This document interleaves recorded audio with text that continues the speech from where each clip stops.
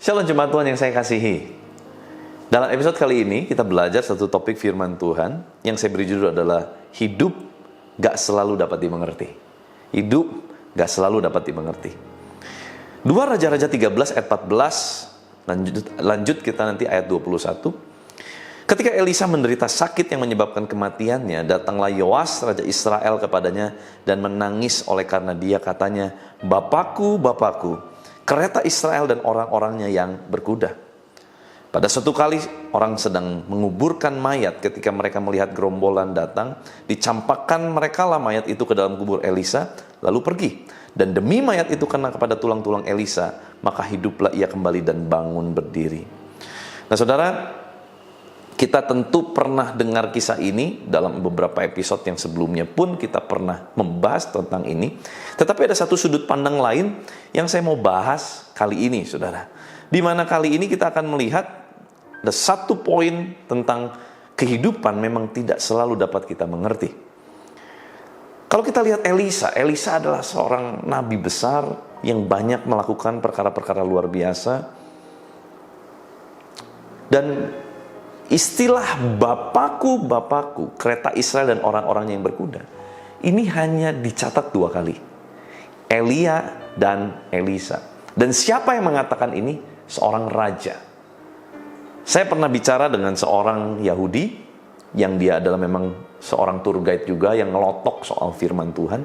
Saya tanya, apa sih Bapakku, Bapakku, kereta Israel dan orang-orangnya yang berkuda? Dia bilang begini, itu adalah sebuah parafrase, sebuah ungkapan pada zaman Israel pada saat itu yang menyatakan bahwa seorang raja itu membutuhkan bapak.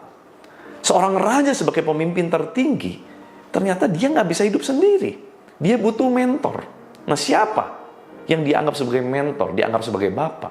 Bukan ayahnya ternyata, tetapi justru adalah para nabi. Dan nggak semua nabi. Nah saudara, makanya kita lihat pada saat Raja Yoas berkata kepada Elisa, menjelang Elisa mati karena sakit, dia berkata, "Bapakku, Bapakku, kereta Israel dan orang-orangnya berkuda." Artinya dia merasakan satu kehilangan seorang figur bapa di dalam hidup dia. Dan bicara kereta Israel dan orang-orangnya yang berkuda, ini bicara mengenai bagaimana nasib bangsa Israel tanpa kamu.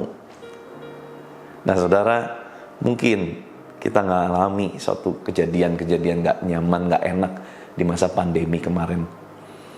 Orang-orang yang kita kasihi tiba-tiba meninggalkan kita dengan begitu cepat. Mengagetkan sekali. Saya pun ditinggal, mengagetkan sekali oleh ayah saya, mentor rohani saya. Mungkin kalau saya punya kesempatan, saya akan berteriak, "Bapakku, Bapakku, kereta Israel dan orang-orang yang berkuda." Saya merasa bagaimana? Gereja yang begitu besar, siapa yang akan mengembalakan? Bagaimana nasib jemaat Tuhan? Bagaimana? Ada satu ketakutan. Bagaimana nasib keluarga ini? Dan saya merasa saya belum menjadi pengganti dari ayah saya. Saya belum bisa menggantikan ayah saya untuk keluarga saya ini. Gak mudah, saudara. Memang tidak mudah. Dan itu yang dialami juga pada saat Elisa mati. Dan matinya karena sakit. Dan ini yang saudara sangat tidak masuk akal. Ada seorang hamba Tuhan yang dipakai secara luar biasa seperti Elisa untuk menyembuhkan orang, tetapi dia sendiri mati oleh sakit penyakit. Rasanya kok bisa? Kok bisa? Kematian yang datang dalam kehidupan Elisa adalah sakit penyakit. Melalui sakit penyakit. Mungkin akan lebih luar biasa kalau Elisa pun terangkat ke sorga seperti Elia pendahulunya. Tetapi enggak. Tetapi mati gara-gara sakit. Saudara, pada zaman itu kalau kita perhatikan, orang-orang yang matinya tidak dengan tenang cenderung akan dianggap kurang bagaimana gitu, saudara ya. Tetapi kalau orang matinya tenang, wah, gitu ya, apalagi terangkat ke sorga seperti Elia, wah itu tentu menjadi sesuatu yang membanggakan. Tetapi kali ini matinya karena sakit penyakit. Saya kira nggak ada yang bisa dibanggakan, apalagi melalui figur yang luar biasa seperti seorang bernama Elisa. Saudara, hari ini kita belajar tidak semua hal dalam kehidupan ini kita harus ngerti. Banyak hal kita nggak ngerti. Sama seperti saya, waktu ditinggal oleh ayah saya dengan tiba-tiba di usia 69 tahun. Buat saya sangat mengejutkan. Saya masih berpikir mungkin kalau saya punya 5 tahun lagi, saya mungkin akan belajar lebih banyak lagi dari beliau. Tetapi tiba-tiba Tuhan ambil. Dalam masa pandemi pula. Saya berharap orang tua saya mungkin mati dalam kondisi tenang. Dalam kondisi tidur. Wah, rasanya itu sesuatu yang membanggakan. Mati, meninggal dengan tenang. Tetapi ini meninggal dalam keadaan sakit. Tentu itu bukan sesuatu yang saya harapkan. Nah, saudara mungkin mengalami hal yang sama seperti saya. Saudara mungkin mengharapkan hal-hal yang lebih baik, tetapi ternyata bukan hal yang lebih baik yang terjadi dalam kehidupan kita. Bahkan mungkin kita mengalami juga masa-masa sulit seperti saya. Nah, saudara, saya cuma mau bilang hari ini, ada hal-hal yang memang kita nggak bisa pahami sampai mungkin kita meninggal. Kita tetap nggak bisa memahaminya. Tetapi izinkan hal-hal yang kita nggak pahami itu menjadi milik Allah, menjadi bagian Allah. Saudara, seorang hamba Tuhan yang sudah almarhum berkata, butuh iman yang besar untuk memindahkan gunung, tetapi butuh iman yang benar untuk tetap percaya sekalipun gunungnya tidak pindah. Wow, saya ulangi saudara ya.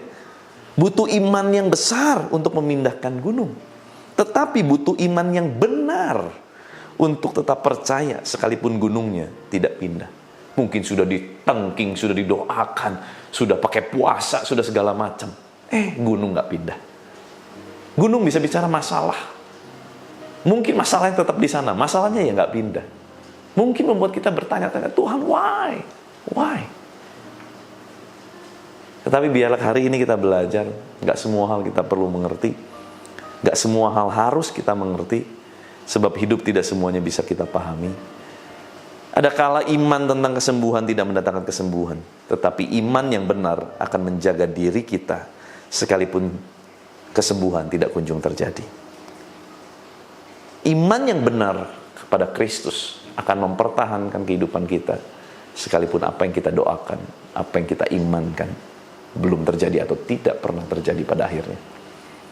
Mungkin ini kalimat gak nyaman, gak enak, tetapi biarlah firman Tuhan mengajar kita bahwa kehidupan kita, balik lagi, semuanya akhirnya punya Kristus, dan biarlah kedaulatan Kristus yang bekerja atas setiap kita. Yuk kita berdoa. Tuhan, terima kasih buat firman-Mu, mengingatkan kami kembali, menegur kami. Mungkin banyak hal yang kami pertanyakan hari-hari ini kepadamu. Banyak hal kami nggak ngerti. Banyak hal saat ini kami nggak pahami. Tapi biar Tuhan, kami mau lebih percaya dengan iman yang benar, iman yang teguh, bahwa apa yang boleh terjadi dalam kehidupan kami, semuanya atas seizin Tuhan. Semuanya, Tuhan tetap yang berdaulat penuh atas hidup kami. Tuhan, jadilah selalu Tuhan dan Raja dalam kehidupan kami. Dan kami serahkan seluruh ending cerita hidup kami hanya ke dalam tangan-Mu.